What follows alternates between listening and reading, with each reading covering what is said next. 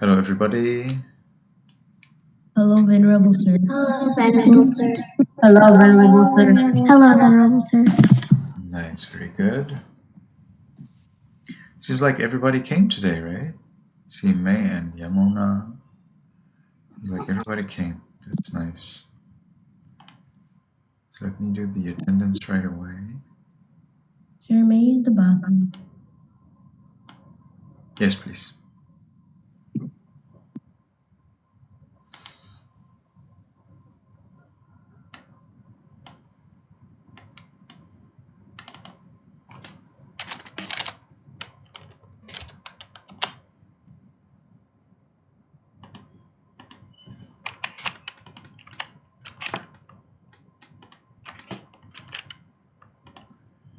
Great. So let's start with meditation. You can sit in a comfortable meditation posture. I'm not ready yet. I'm trying to tape something down so I can get the camera ready.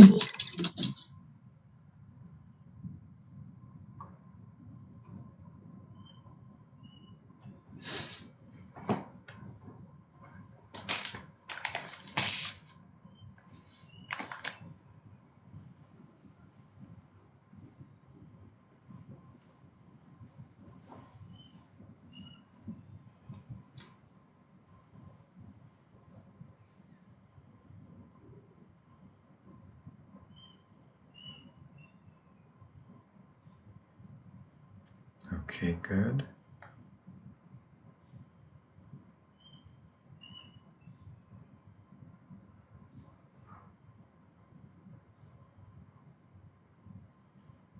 So your head is cut off, Didi.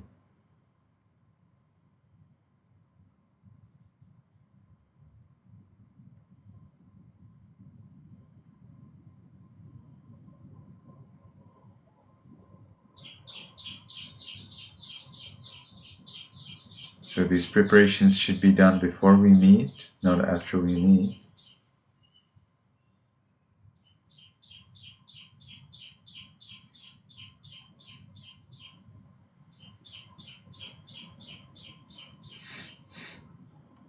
We're still waiting for Yamuna and Andre.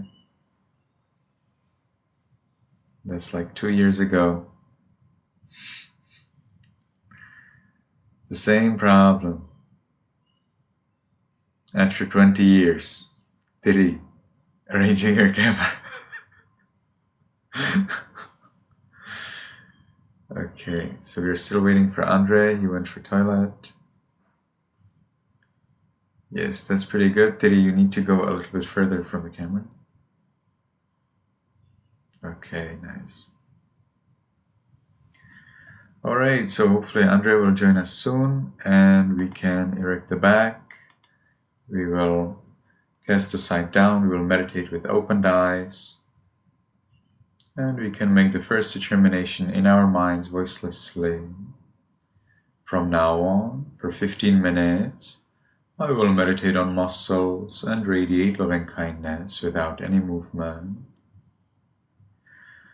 From now on, for 15 minutes, I will meditate on muscles and radiate loving kindness without any movement. From now on, for 15 minutes, I will meditate on muscles and radiate loving kindness without any movement. And with that determination, we can gently, lovingly notice the flat piece of flesh at the top of the head. We allow it to be heavy.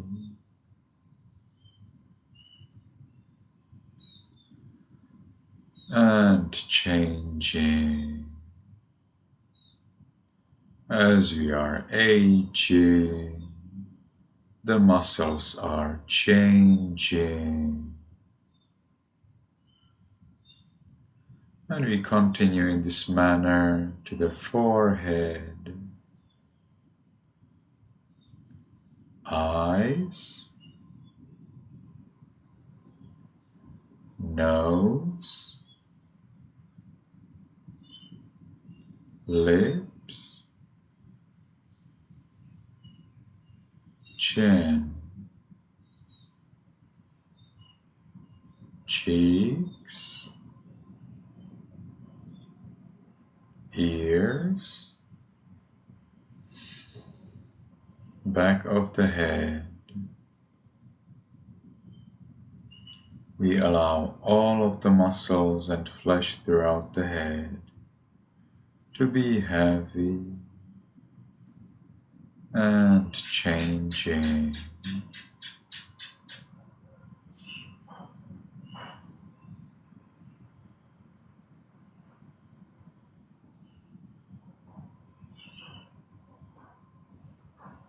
We continue to the neck, shoulders, arms,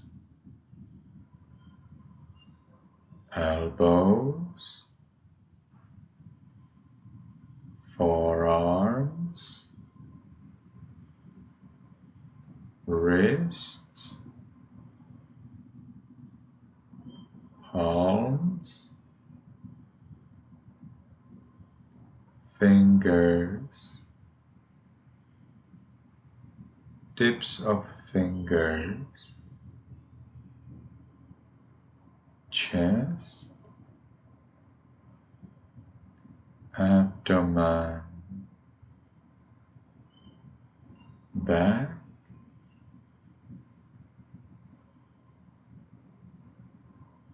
we allow all of the muscles and flesh throughout the upper part of the body to be heavy and changing.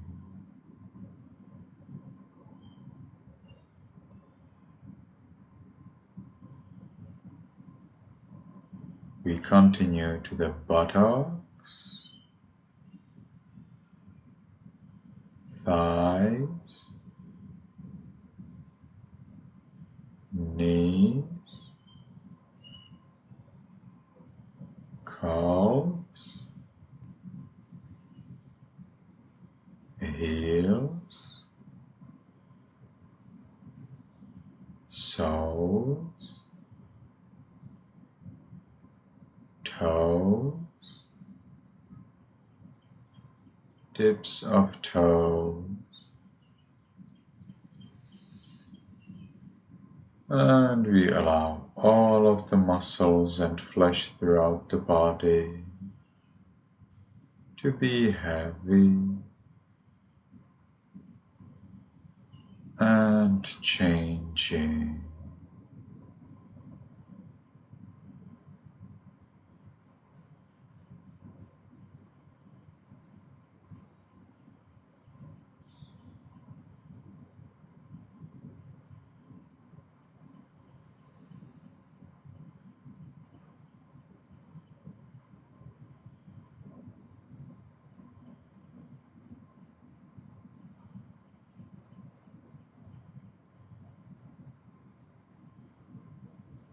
And we allow all of the body parts to be changing.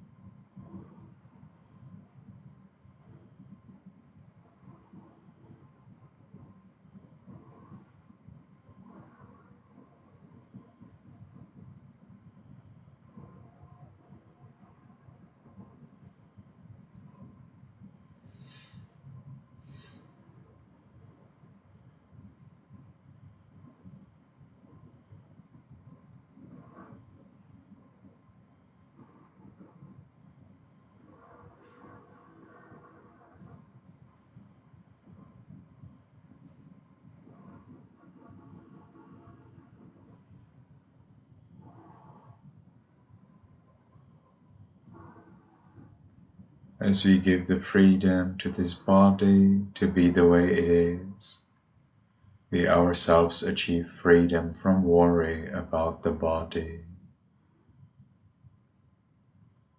Let's watch this freedom. Let's enjoy this peace.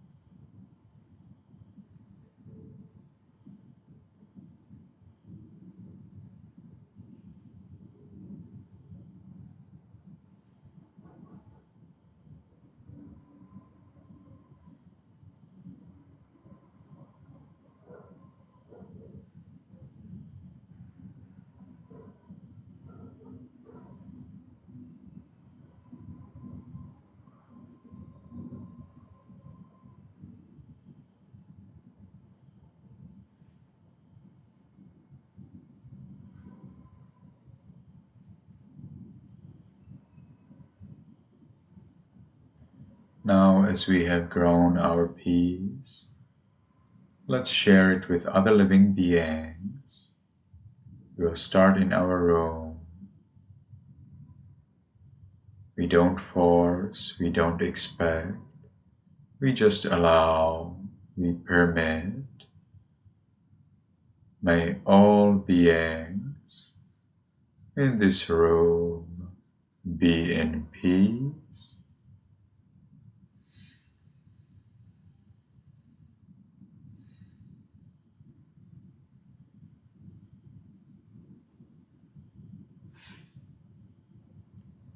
May all beings in this building be in peace.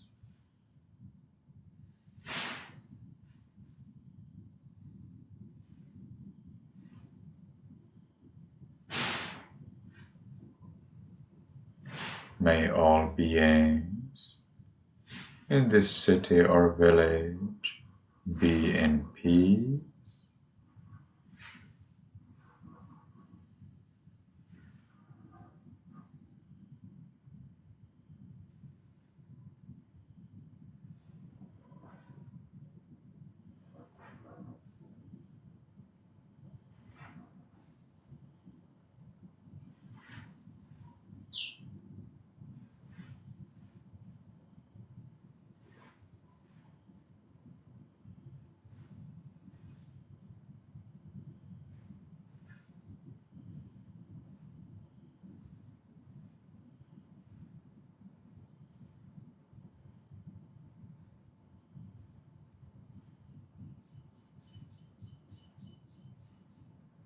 May all beings in this country be in peace.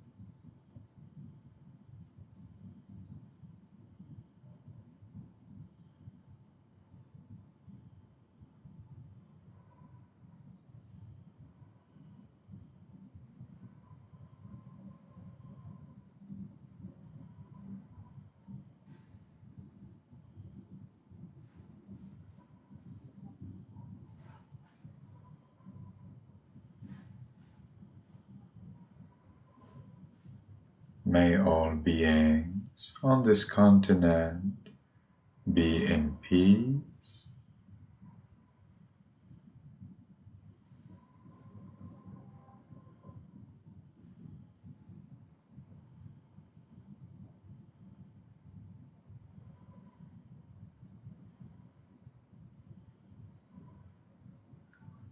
May all beings on this planet be in peace.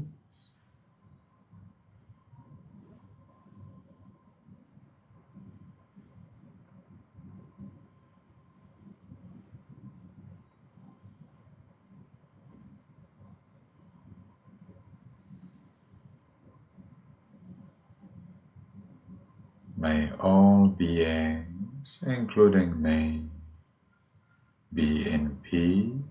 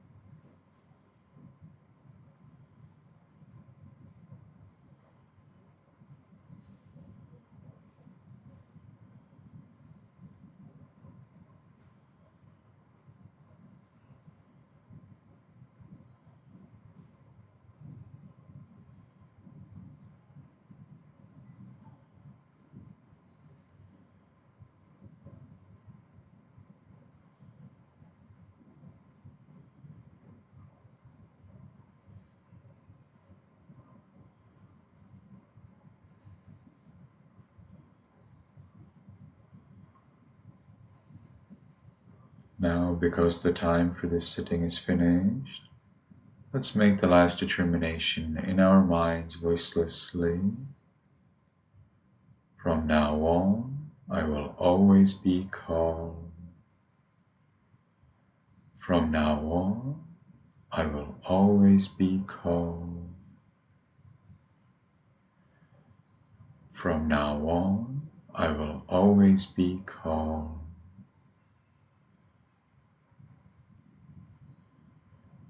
And with that determination, we can slowly, mindfully change the way of our sitting.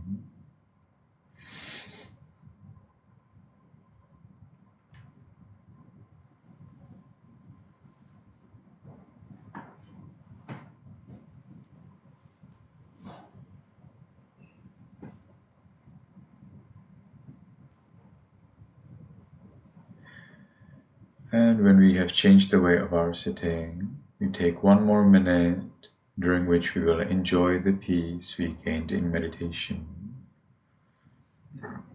We will not move at all.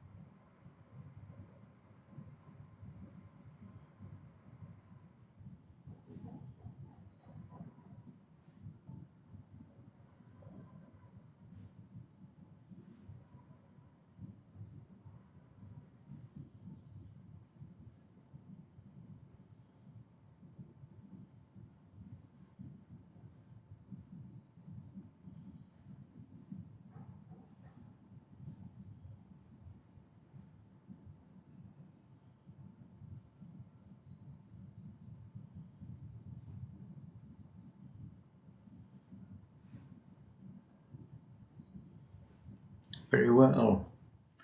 So, Yamona, how was your meditation?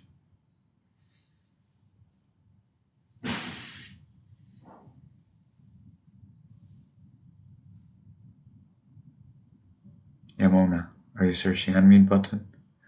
So, how was your meditation? Did you feel peace? Were you concentrated? Yeah. You feel you were concentrated? It seemed to me that you fell asleep. Is that possible?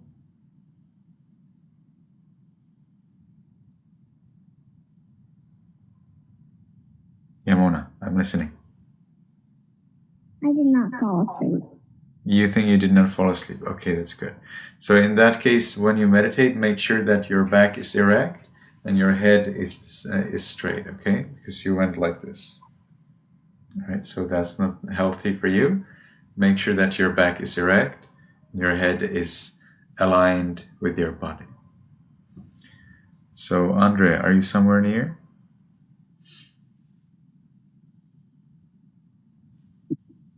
Yes, Venerable Sir. So, I had the feeling that you were not very calm during meditation. You were always looking here and there and scratching here and moving. What happened? Are you tired? No, I'm sweating in a lot and it's snowing. You're sweating. And my shirt is wet. I see. Okay. So now it's late at night, right, in your place. So what about to take new clothes and be ready for sleeping before you come for this class, so that during this class you're nice and clean and fresh. You do this class and then you nicely go to sleep. Okay, makes sense. All right. So others seem to be fine, so I'm not going to ask, but I want to ask you whether you meditate every day. So Diri, do you meditate every day, the last 7 days? How many days out of the last 7 days did you meditate? I did not. I was trying to get out of that earlier. Because Zero? it's so early in the morning, often I don't have enough time to finish the work I have in the mornings. Except this time, I didn't have that work. Instead, because I had a big test coming up. So you did not meditate at all during the last 7 days? No. That's a disaster. You need to have a regular time and a place where you meditate regardless what's coming, regardless what's happening. Your meditation will support your success in your exams and in your studies and so on. So you need to meditate so that you're successful at school and everything you do. Okay. Not that, oh, if I am successful there and if everything is done, then I will meditate. No, it's the opposite. You meditate so that you can complete those things and you can do them on time. Okay? Okay. So Okay. at what time, at what place will you meditate every day? At the usual time that I do it, and what was the thing? Oh, right. We're at just how I usually do it with you. Same. So can you tell me what's that? Do you remember? Maybe a little bit earlier. Maybe a little bit earlier to avoid being late. Though. Okay. So at what time is that? But if there's no tests and it's a regular day, I can do it at the regular time. Unless I just feel like getting to school early, except I don't know why I would feel like that. So at what time will you meditate every day? I forgot the time we usually do it. Oh, wait, no, I remember. Never mind. 6:45. We're early. So you will meditate 6:45, or at what time will you meditate? It's either 6:35 or sometime earlier. I don't know how much earlier. So now you need to make a strong decision. What will be the time when you will meditate every day? I'm asking you about 10 times. It's pretty hard to get an answer from you. It's not okay. All right. Okay, if it's not to answer directly, I'm asking you at what time will you meditate every day? There's only one answer, and that's the exact time. All other answers are not needed. So what is the exact time?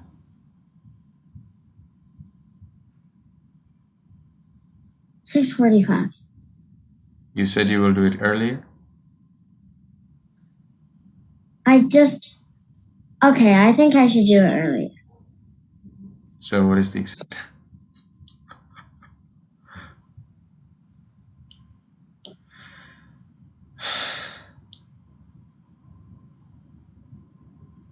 I'll try and get it done at 6:35. 6:35. Okay. 10 minutes. Where will it be? Where will you meditate every day? Where I usually meditate. Where is? The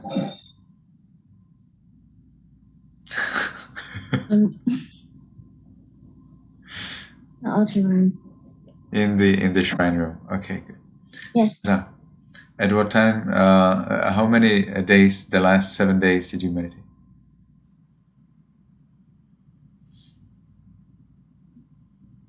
Then you need to unmute yourself and answer directly. See, we do not have whole 1 hour, just to wait until you. I don't know, maybe. No, that's not what I'm explaining. That's not the answer, right? So immediately answer. So Tenza, unmute and tell me the time and the place. Tell me first, how many days out of the last 7 days did you meditate? 0. I don't hear you. Come close to the camera. I don't hear you. Come close to the camera. 0. Oh, 0. Oh, that's a disaster. Oh, that's so bad. Like the 6-year-olds, who are now following grade 1, meditate 7 days, or like most of them, like about 70%. So almost, we could say almost 80% actually of the students. So out student 8 out of 10. So almost all.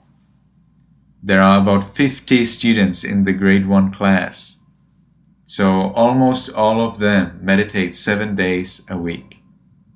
If you in the grade 3 meditate 0, then I'm seriously considering moving you to the grade 1. That would help you so much. So Tenza, at what time will you meditate every day, starting from tomorrow?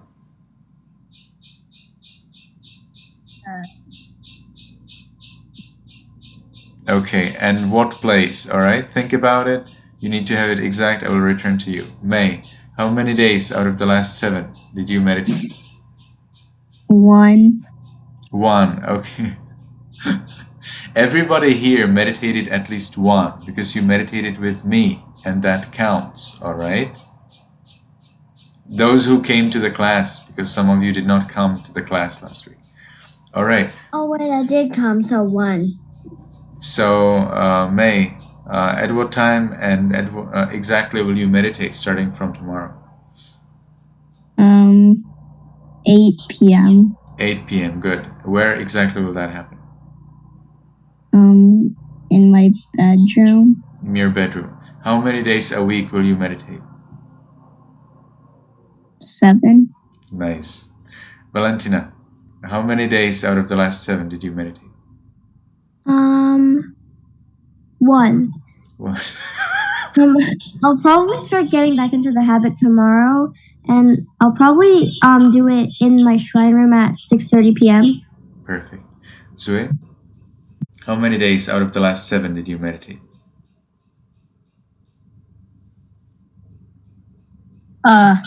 0. 0. No, you didn't come for the class? You did, right? Last week. So that's 1. You didn't meditate with us? Or what did you do? I did. So that's 1. Okay, so at least you have 1. Now, at what time exactly will you meditate starting from tomorrow every day? 9 p.m. at my bedroom. 9 p.m. is good, in your bedroom. Nice. Emily, how many days out of the last 7 did you meditate? I think about 3 or 4. 3 or 4, okay. And so at what time exactly will you meditate starting from tomorrow every day?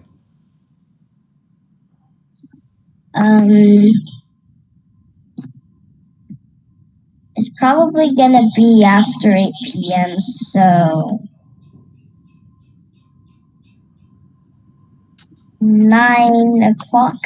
9 p.m. And where exactly? Either in my living room or my mom and dad's bedroom.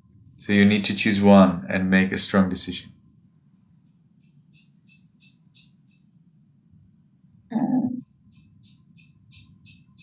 The living room. The living room. Okay, where exactly in the living room? Will it be in front of the sofa or in front of the TV or next to a chair or under a table? Where will it be? In front of the 3 statues of the Buddha. Okay, very good. Yamuna, how many days out of the last 7 did you meditate? 1 or 2. 1 or 2. So starting from tomorrow, every day you will meditate at what time? Probably 8 or 9 PM or AM? p.m. PM. Okay. You need to choose one, and you must make a strong decision. So 8 or 9? 8. 8. And where exactly will you meditate? In the shrine room right behind me. Okay, good. And Andre, how many days out of the last 7 did you meditate? Well, I meditate with my brother, so like 5. But then I think if I count my classes, then it would be 6. What your classes? As in this class. This class. Okay. So how do you meditate when you meditate with your brother? Yeah, I meditate with my brother. How long time do you meditate when you meditate with your brother? 5 minutes. 5 minutes. Okay. Well, 5 minutes is for the grade 1. So Andre has at least come to the grade 1 level. He's better than everybody else here. Because the others here meditated just 1 time, right? Or 3. The best out of the others meditated 3 or 4. So actually Andre is the best of all here. Okay, so Andre, at what time? So that's good. So you can continue. Do you think you could make it from 5 to 7? Do you think you could meditate every day? What is the Yes, sir. main day? Is that Saturday or Monday? What's the you? So if you said 6 days, right? So 1 day is missing. What is that day? I can't remember. You can remember. So you meditated here with us. That's your Saturday, right? Then did you meditate on Sunday? Did I? You can ask your brother. Your brother will know. Did not. No, we missed Sunday. You missed Sunday. I see. So well, then you just need to make up for Sunday. At what time would you meditate on Sunday? After 8:30. 8:30 p.m. So is that the time you meditate the other days also? Yes, 8:30 p.m. Okay, okay. And will Edward be able to meditate at 8:30 tomorrow p.m. on Sunday? Yeah, yes, he sleeps late. You need to ask him. I understand he has no choice, but you can ask him. Yes, he can. He sleeps late. Yes, I do. Okay, Right. good, fine. So everybody, make sure that you meditate every day because that's very important. If you don't meditate, then you don't experience the Buddha's teachings. If you don't experience the Buddha's teachings, then it just becomes knowledge. It becomes the same knowledge as you learn about geography of Africa or geography of Malaysia. How is that useful? Well, it can be useful. It's interesting, but not very practical. So if you want to get some benefit from the Buddha's teachings, you need to meditate. Okay, that what we discuss here can be practical for you if you meditate. Otherwise, it's not very practical. All right, so let's move on to your homeworks. And let me see who we start with. So let's start with Andre. Andre, you have 34A, right? So I'm listening. That's the, what is it? We finished all of the dreams, right? So 34A. No, we did not. Emily, let's start with Emily. Emily, you have the last 7 dreams. I'm listening. Once the king asked the Boto what his dreams meant. The 11th dream meant the Boto's teachings would be waning, and the 12th dream meant that kings would favor lowborns instead of sons of nobility. The 13th dream meant that unrighteous kings would show respect to the lowborns and not nobles. And the 14th dream meant that men's wives would be in charge of everything. The 15th dream meant that kings would not know how to rule the kingdom. And the 16th dream meant that lowborns would be royal favorites, while nobles would be in the darkness and distress. After explaining the dreams, the king asked the Bota for a story, and the Bota told the king a story. Okay, so you will not tell us the story. So everybody read this story, this whole Jataka, this whole story 33 is very important. It's basic knowledge for all of you. Yes, Andre? But also, they kind of sound like my dreams. They kind of remind me of my dreams. Do you also have these dreams, like Emily was talking about? I remember the one where kings don't know how to rule. The lowest born will be picked. Wives are in charge, which basically means that they will waste all the money. And that's what I heard. That's what I understood. I remember those dreams. Those are dreams that you had or that you read in the book? I had. You are dreaming about them. But did you dream those dreams or did you the explanation? I read the dreams and I read the explanations and I put them both into my writing. I see. But you did not dream it in your bed. No, okay. I thought you were dreaming that. Very interesting. So you may be wondering, what about this dream that wives will be in charge of everything? Isn't that a fortunate dream? An amazing dream? You will be taking care of everything? Actually, it's not, because it's too much work for you. So it actually means that your husband will not help you with anything. So that's not a fortunate. That's an unfortunate future. Okay, you don't want that to happen. If you ever get married, for the ladies, you want the husband to also participate in the work. But it's true that today we can see that in Asia, many ladies actually do everything, and the men don't do much. All right. So sometimes, of course, there are families where the men do a lot, and the women stay at home and they take care of the children and of the household. That's the ancient way. I don't say that's the right way. I just say that's the ancient way. That's the old way. Whatever the woman does, whatever the man does, they both need to contribute to the household. Otherwise, it's not fair. All right. If the woman wants to do the work and the man wants to do the housework, perfect. All right. There's no problem at all. You need to have some agreement, and it needs to be fair. It needs to be somehow balanced. And then if the man goes out to do the work and the lady is taking care of the household, well, then when the man comes, he needs to help the lady. If the lady is doing the job and the man is taking care of the household, well, then when the woman comes home, she needs to help the husband. All right. If both of them have the job, then both of them need to take care of the household somehow. It's good to know what do you take care of so that you do not argue. All right. Usually the men don't know what they're supposed to take care of. So then the ladies are angry that the men don't take care of it. It's not fair. The ladies need to tell, explain, and then the men can do it.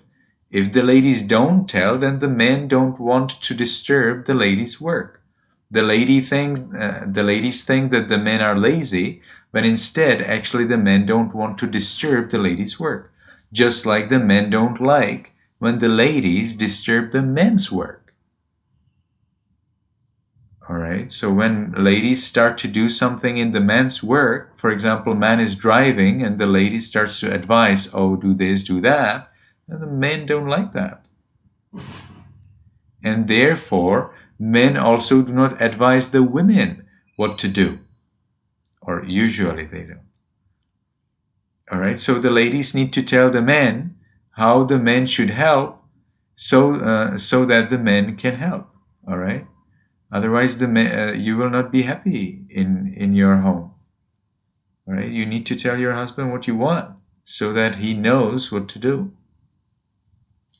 Being married is so much of trouble. All right, it's very difficult to communicate, and even then, when you know how to communicate, in the end, the husband dies or the wife dies, and then you're sad.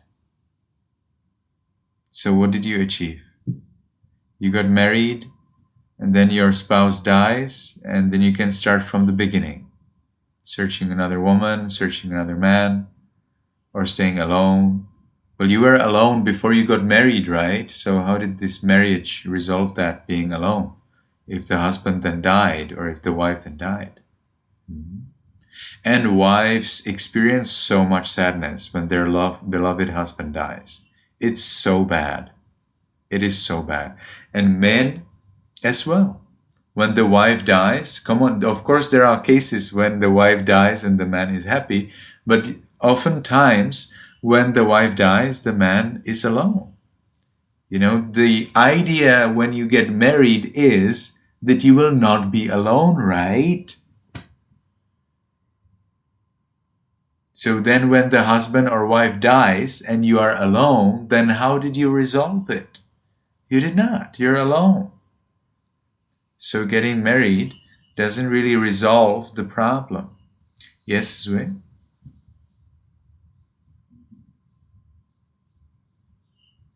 So from the woman's perspective, they think that the men are lazy, but from the men's perspective, they think they just don't want to interrupt the woman.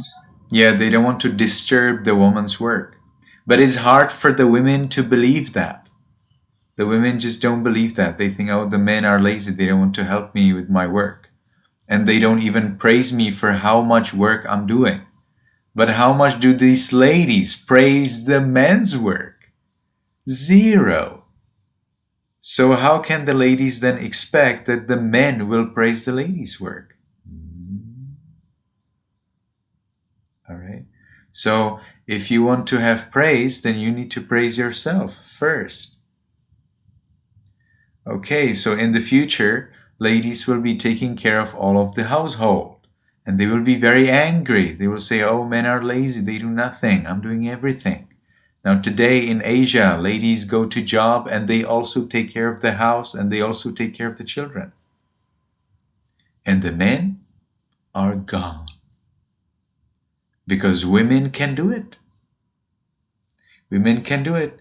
As soon as the man tries to do something, the woman is scolding the man, trying to find fault with the man. She mocks the man. So of course, the man doesn't see any reason why should he be in the house. So he just leaves the woman.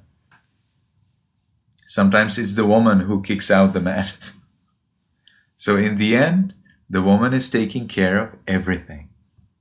So that's already that now. So that was the king's dream, is now the reality. Not everywhere, but I hear about it again and again.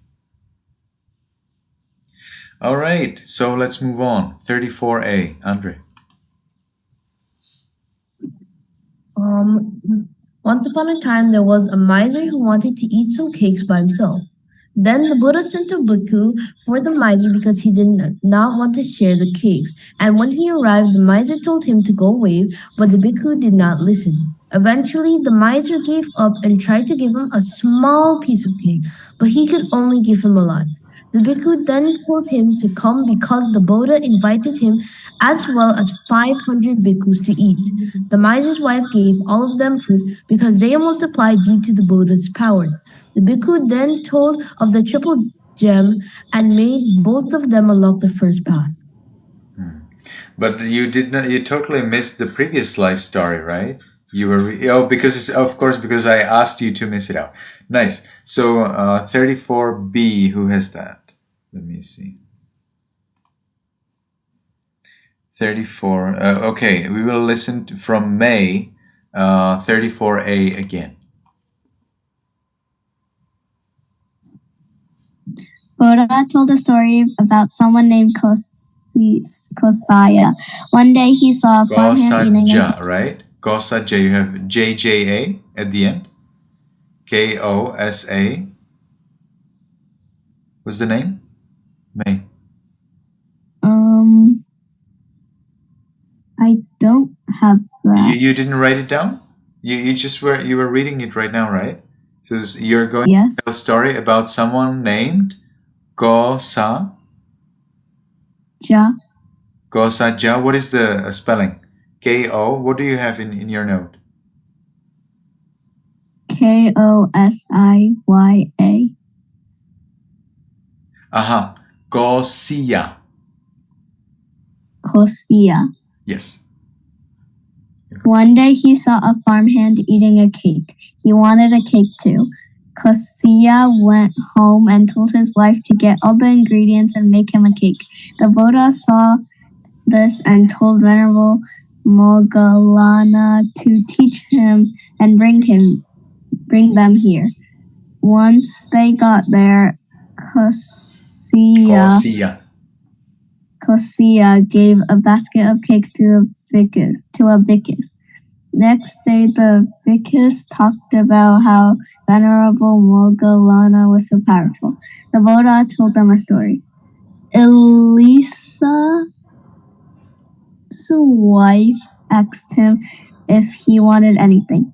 He wanted alcohol. He sent a slave to get him some. Then his dad got reborn at a Saka and saw his son drinking alcohol. What was this word you could not pronounce? Can you spell it?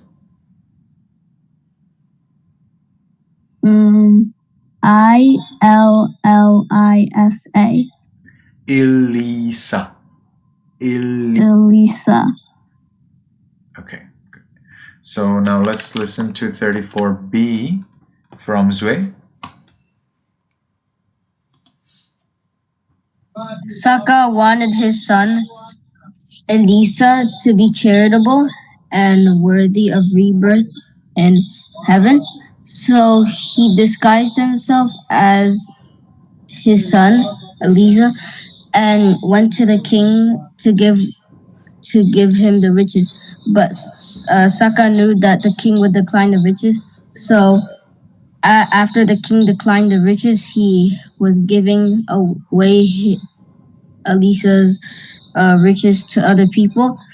But then when the real Elisa came back, he was questioning why his stuff was being given away. So when Elisa was trying to tell the truth to people, he got beaten up. So he went to the king to tell the difference between the real Elisa and the fake one, Saka. So and then they checked their body features and saw that they had the same body features and the one on the back of the head. So the real Lisa collapsed and fainted, and people splashed water on his face. And then he woke up, and then Saka resumed his divine form and told Elisa to never hoard the riches ever again. Okay, nice. Thank you. We actually heard this story last week, right? I was reading it. Yes, we heard it from... I don't see it. Anyway, I feel like I heard something like this last week. Yes, because last week actually Zue was here, so you're actually reading it for the second time, right? No problem with that. So let's continue to story 37. And that is from Valentina. In Rajagaha, a Brahmin became very Always upset. please read first the story name. Whenever okay. you're making the summary, nicely note down the story name and then write the summary. Okay. Jataka number 37, which is called Omens and Cloth.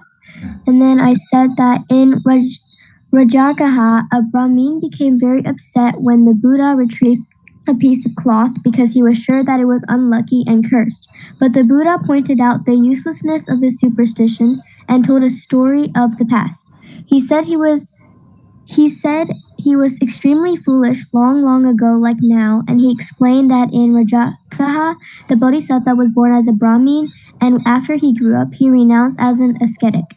While he was walking, the king saw him and summoned him to offer him alms food, and then urged him to remain in his pleasure garden. In Rajagaha, there was a rich man known as Dusalakana, who, as his name implied, was famous for reading omens and cloth, and he was called for a clean suit of clothes, and the servant brought them. But he was terrified to discover that they were sure to bring a curse to this house. So he told his son and asked him to carry it out with the stick. That is what the son did, but he encountered the ascetic, and so he asked him what he was doing with the clothes, which he replied that they were cursed. The ascetic said that he might as well then throw them out and give it to him because they will suit him just fine. The son then told his father about this situation, so they visited the pleasure garden, and the father told him that the clothes were cursed, and if he needed any clothes, they had robes for him. But the ascetic said that no wise man believed in such omens, and then he continued his practice of meditation and earned rebirth in the Brahma heavens. Nice, thank you very much. Now, story 38 from Tenza. 38. The straw worth more than gold. Once there was an ascetic who lived near a small village. The ascetic lived in a hermitage made by a landowner who was good friends with him. The landowner owned 100 gold coins and asked the ascetic to watch over it for him. The ascetic told him that he cannot take what doesn't belong to him, but when he left, the ascetic took the money and buried it next to a road. One day, the ascetic decided to leave, but came back to give a straw from the roof of the landowner's house that got caught in his hair. The landowner was impressed of such an honest man, and the ascetic went on his way. A traveling merchant came by and saw the ascetic coming back with the straw, came to the landowner and asked if he had given the ascetic anything in his care. The landowner answered that he gave 100 gold coins. So the merchant asked if they could go check if it was still there. So when they got there, the money was gone. So they went to the ascetic and beat him up until the ascetic showed him where he hid it. So what did you learn from that story?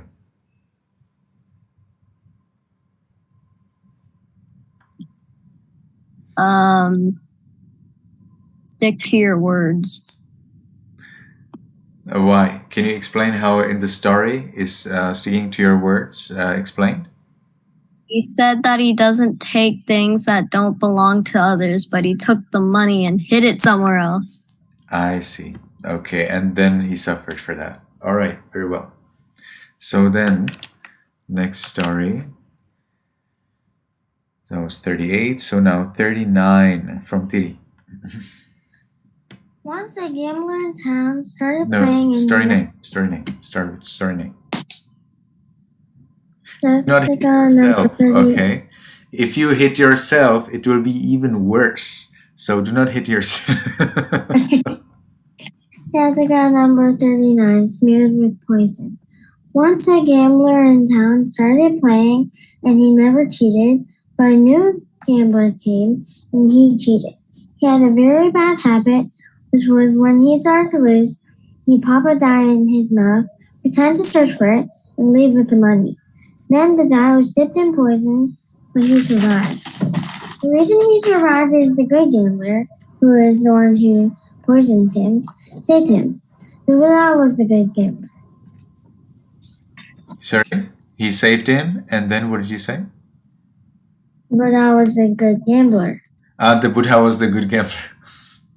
Okay, but it's better not to gamble at all. All right. Like Yeah. today, gambling is not very fair. All right. Today, when you gamble, it's made in such a way that you lose your money.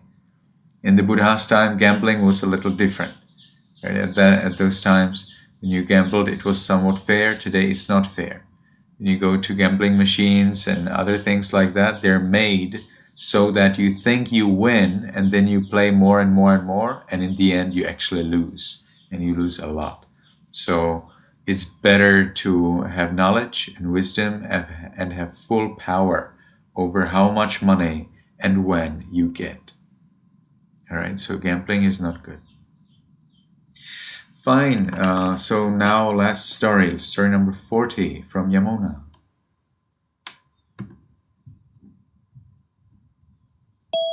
I don't hear you, you're muted.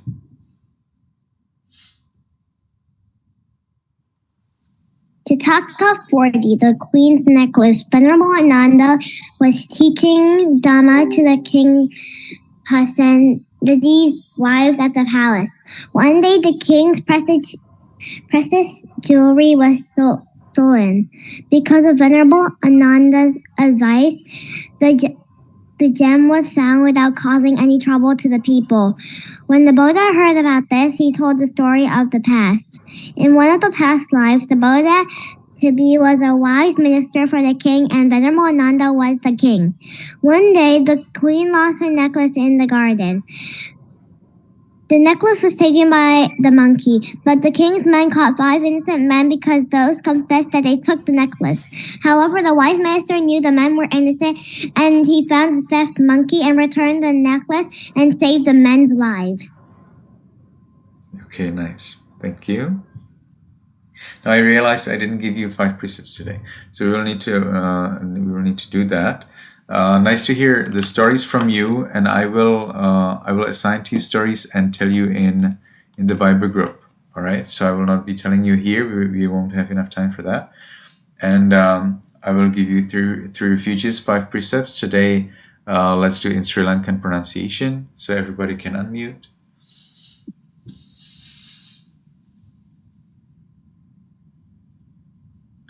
Yamahang vadami tang vadeta. Aham pante tisaranena saha panchasilang dhammang yachami.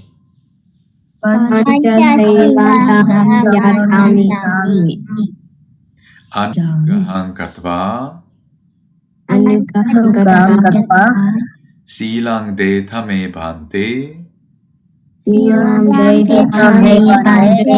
anukampang upadaya dutiyampi aham bhante tisaranena saha panchasilang dhammang yachami.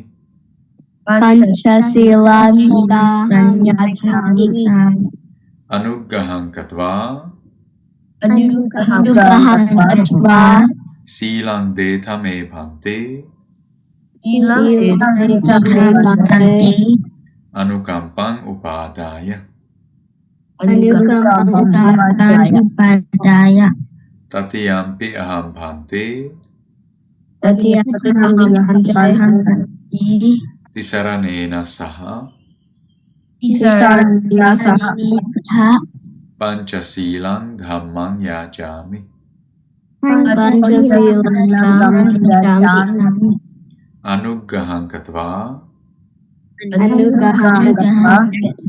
silang deta me bhante anukampang upadaya Padaya. Namo tassa bhagavato arahato samma sambuddhassa. Namo tassa bhagavato arahato sammasambuddhassa. Namo tassa Bhagavato arahato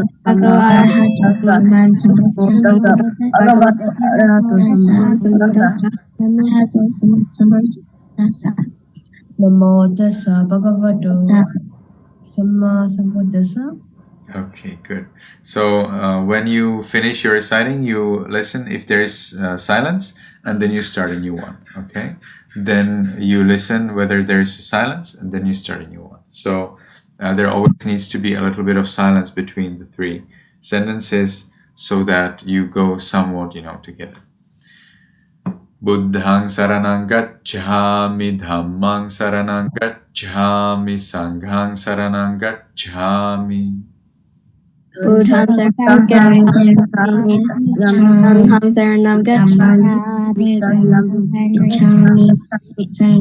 Saranam Dutiyampi buddhang saranang gacchami, dutiyampi dhammang saranang gacchami, dutiyampi sanghang saranang gacchami.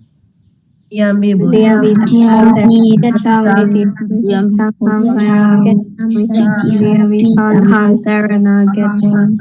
Tatiyampi buddhang saranang gacchami, tatiyampi dhammang saranang gacchami, tatiyampi sanghang saranang gacchami.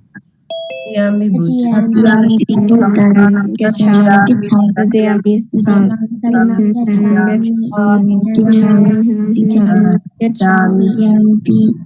Saranagamanang paripunnang Panatipata vera manisikha padang samadhiyami.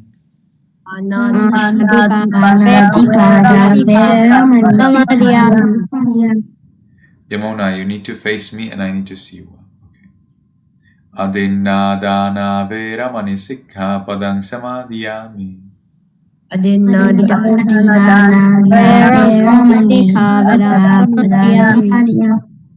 Kame sumichhachara vera manisikha padang samadhiyami.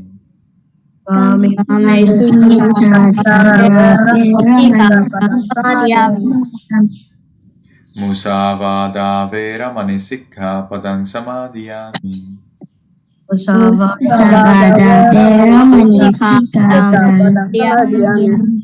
Surameraya majjapamada thana vera manisikha padang samadhiyami.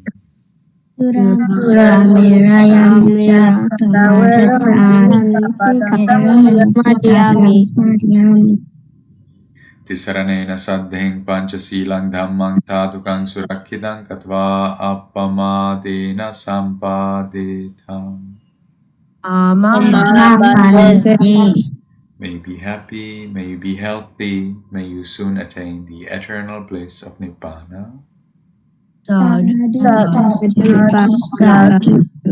Nice. Thank you very much for coming here and see you next week. Goodbye. Bye, Venerable Sir.